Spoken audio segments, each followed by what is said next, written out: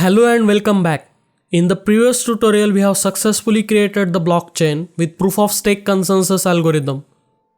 Now let's create a new node and connect it with the PoS chain and become a validator by staking some amount of tokens. To become a validator in PoS, we need to run the validator smart contract, which is by default deployed at the contract address. Let's call this as a 1001. Now to take part in staking, we have to run some set of smart contracts which are provided by the Polygon. You can get the staking smart contract from their GitHub repository. First, make sure that you have Git installed on your local system before performing the clone operation. And then clone the repository to our local system with git clone. Once you have cloned the repository, head over to the repository's base directory and install the dependencies with npm install. This will install all the required dependencies from the package.json file so that we can run the code successfully.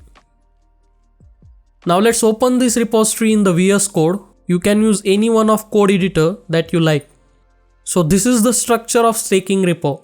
You can find the staking related contracts here. You can go through all the functions. They are very easy to understand.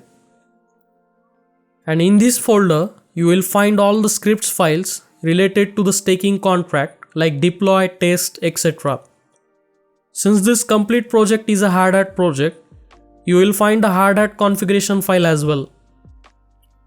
So as you can see, the network provider is already configured as per expectation. So no need to change anything here. Also you can see the private key is imported from something called as process environment. Now to configure these process environment variables, we have a .env file here and some variables are already declared. Now let's initialize the data directory for the fifth node and get its parameters like validator key, BLS key and node ID. This can be done with the usual command with which we have been initializing the data directories so far. So we have initialized the data directories and also generated the credentials. Now let's copy the BLS public key and add it in the .env file here itself. Remove these extra parameters like maximum and minimum validator count for now.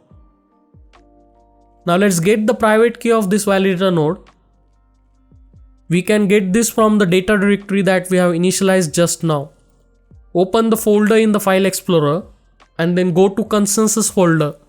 There you will find validator.key file. Open this file in the text editor and copy the private key. Now back in the VS Code .env file, replace the private key in front of the private key variable. The staking contract address is by default 1001 and we have also discussed this earlier. Now let's check the current validator's information by running the npm run info command in the terminal.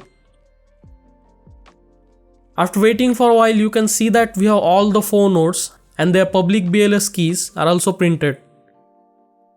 Now that we have configured the parameters for our new validator in the .env file, let's run the command npm run stake in order to stake the ETH and become validator. The default amount for staking is 1 ETH. You can change this hard-coded value from the smart contract if you want. Let's wait for some time in order for the transaction to confirm. Okay, we have got the error over here. It's saying insufficient funds to execute the transaction. That's because our new validator has 0 token balance in the account.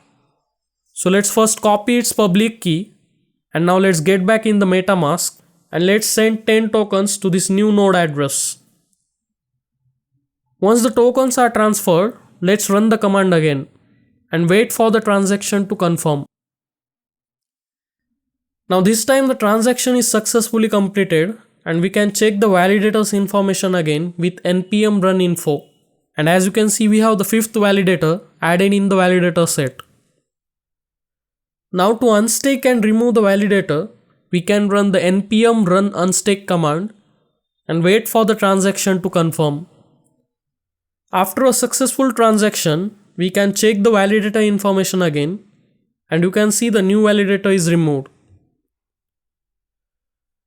So this is how we can add a new validator in the blockchain which is running on proof of stake consensus. That's all for this lesson. See you in the next lesson.